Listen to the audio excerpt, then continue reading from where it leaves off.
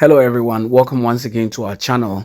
We continue to bring you updates on the immigration front in terms of policy changes in the various areas.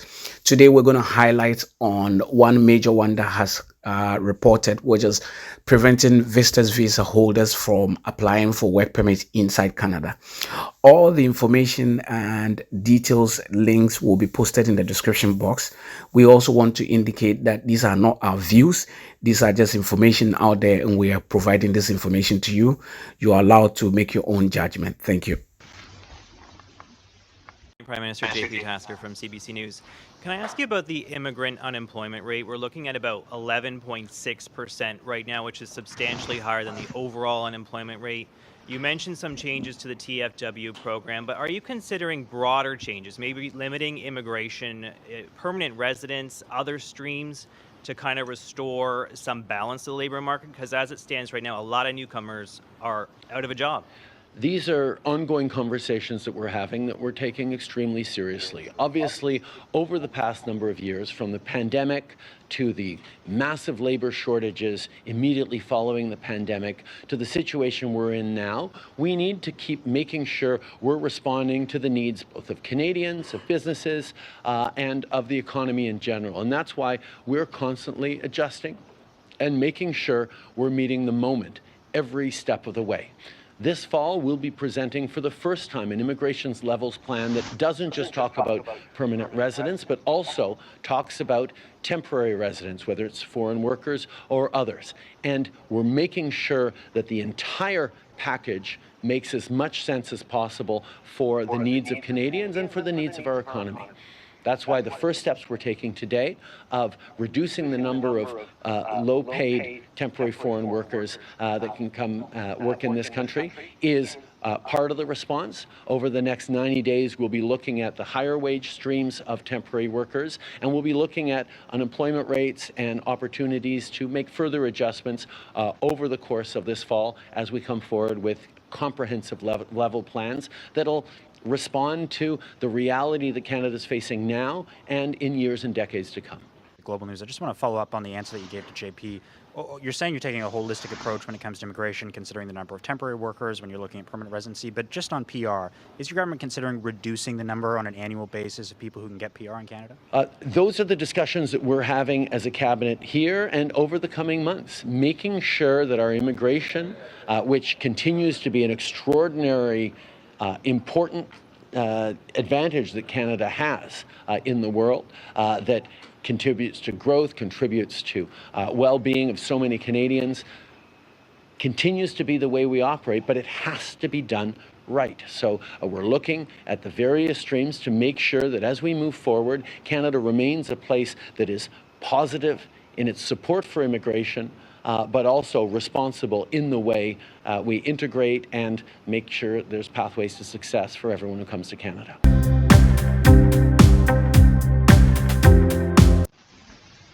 Bank of Canada also published in its monetary report some data on unemployment among immigrants. It's now close to 12%. It's much higher than the overall unemployment rate. Does it make sense to you personally to maintain the levels that you've currently set for permanent residents? Does it make sense to accept 500,000 more people next year when the people who are already here, many of them, are without a job? Well, it's an active conversation that is and will continue to be had with Canadians, with economists, with members of cabinet. What makes sense to me personally is frankly less important than what makes sense to the businesses that I'm talking to, the chambers of commerce that I'm talking to, the peoples at the doors that we're talking to cabinet members. And we need to look at a range of options that does consider the current levels that we've set and options potentially to reduce. And that's just smart politics. It is smart policy, and it's something that I think every Canadian expects us to do. If you look at the market that has contracted significantly, the jobs that were needed 3 years ago are no longer needed anymore. And so the expertise that we bring into the country, and let's take a step back, the permanent residence levels that we have is about 60% driven by economic migration, which compared to the US is only about 25%. So they envy us in our ability to bring in talented, high-skilled folks.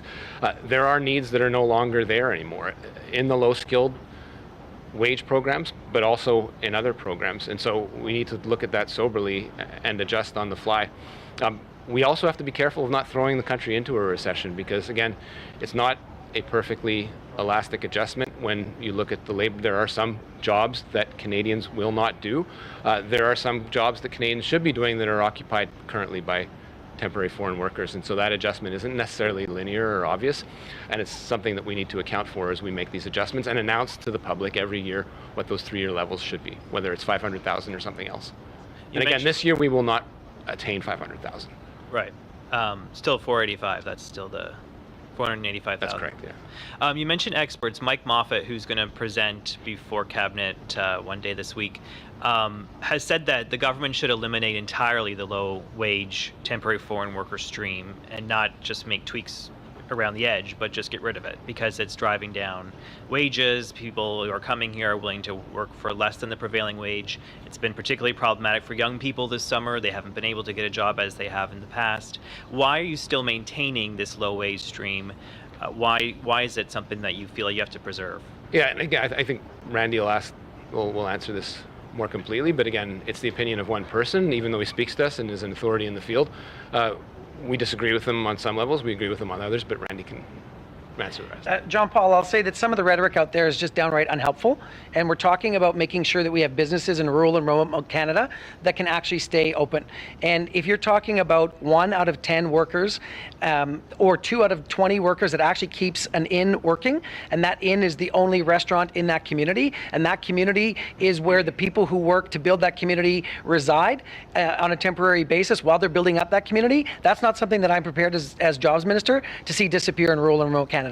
And we've seen other governments have knee-jerk reactions to this program and shut down the low-wage stream entirely, only to then turn around and have to bring it back entirely. So what have we done in 4 short months is we've gone from 30% down to 20%, now 20% down to 10%. And the changes that we're announcing today, which normally would take between 4 and 6 months, we're going to get done in up to 4 weeks. We are serious about these changes taking place, and I think it's really important for people to understand that we are implementing a refusal to process in all census metropolitan areas that have an unemployment rate greater than 6%.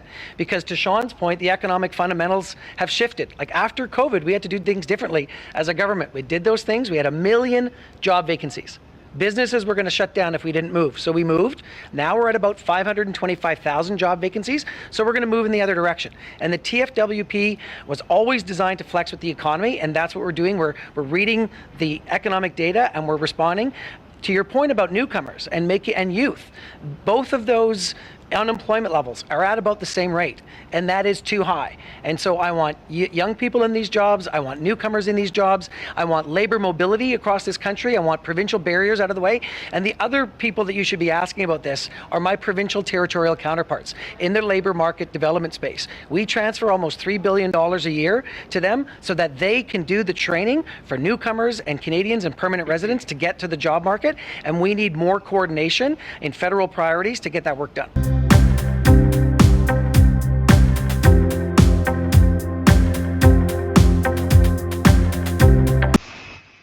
Start by emphasizing how exceptional Canada is as a country in the way that we welcome new Canadians. We recognize all that new Canadians bring to our country, make our country more diverse, help with economic growth, make huge contributions. And really, as a country, as a society, one of the really extraordinary things about Canada is we welcome immigrants. We see them as new Canadians who have so much to offer and so much to contribute.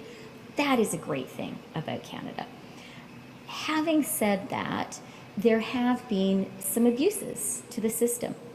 Something that I think we all recognize is when it comes to international students, we have seen some institutions not invite students here to really give them a good education, but really to abuse them. And that is not okay, and that is why our government has stepped in and introduced a cap on international students. Likewise with temporary foreign workers. You know, COVID was such an extraordinary time, and some exceptional policies were put in place to respond to the once in a generation, actually I hope once in a century, circumstances created by COVID and the subsequent lockdowns and closing of Canadian borders. Today, though, that is not the situation. And I think it makes so much sense to say, you know what? If unemployment is 6% or higher, we're not going to be processing new applications for temporary foreign workers. There are Canadians in your city who need a job. Look to them and offer those jobs to them. I think it makes a lot of sense to say we're not going to have more than 10% of people at a workplace be temporary foreign workers. Because at the end of the day, if you as a business think you need more, we have some real concerns about your business model. Having said all of that, you know, in terms of policy going forward, I don't have any announcements to make today. And I do just want to conclude where I started by saying a huge strength of Canada, an advantage we have as a country, is that we are welcoming to new Canadians. That's a good thing. But we do have to be mindful not to have abuses, not to have an economy built, not to have business models built on low wage, sometimes exploited temporary foreign workers. And that kind of approach is the one that I think makes immigration to Canada socially and economically sustainable. It's important for us as a country to recognize how valuable it is that we are a country that welcomes immigration, that welcomes new Canadians. Let's keep on doing that. It's also really important for us as a government to recognize some of the measures that were put in place during the extraordinary circumstances of COVID are not appropriate today. And that's why it has been so important to act decisively and to end those measures, particularly when it comes to international students, to temporary foreign workers, especially low-wage temporary foreign workers, and to put a cap on temporary residents. Those are all the right things to do. And for sure, it's the case that as our government is working hard with all levels of government, with home builders, with Canadians to get more homes built faster in Canada, it absolutely makes sense for us to be sure that as we are welcoming new Canadians, we have the homes for them and for people here who are here already. So that's the work that we're doing.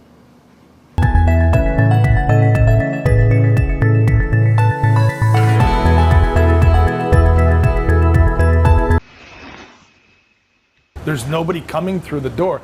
Bill Pratt owns several restaurants in the Atlantic region and says the industry continues to face a labor shortage. He's concerned about the impact of Ottawa's plan to restrict the number of low-wage temporary foreign workers. Pratt worries some businesses will shutter because they won't be able to find workers. 2 years ago, when we started this, because there was no one applying for those jobs, right? Then it filled that gap. But it needs to be fueled every year. You need it because people move on. They go back to school. They go on to career jobs. We're looking at the various streams to make The Prime Minister announced the plan during a Liberal cabinet retreat in Halifax on Monday. Beginning September 26, Ottawa will refuse applications in cities with an unemployment rate of 6% or more. For employers, only 10% of their workforce can be hired through the program, down from 20%. Right here at the Urban Burger Bar, we have 4 full-time employees. One of them, is a temporary foreign worker, which means now we wouldn't be allowed to hire her because we're only allowed 10%. The maximum duration of these positions will also be reduced from 2 years to 1. Advocates for business say the workers are needed in many sectors. At the end of 2023, we're talking about 3,600 across Atlantic Canada, but it's an essential program for those businesses that take a need that They simply do not have people responding for their positions. But also when we look at rural, remote areas, we believe there may be some unintended impacts in these areas, and that's where our concern is at the moment. Certain industries are exempt from the changes due to acute labor needs, including healthcare, agriculture, construction, and food security. It's like a knee-jerk reaction by the government that doesn't understand our business, right? And it's going to be critical to us. They didn't even consult us. Sky Bride and Blom, Global News, Halifax.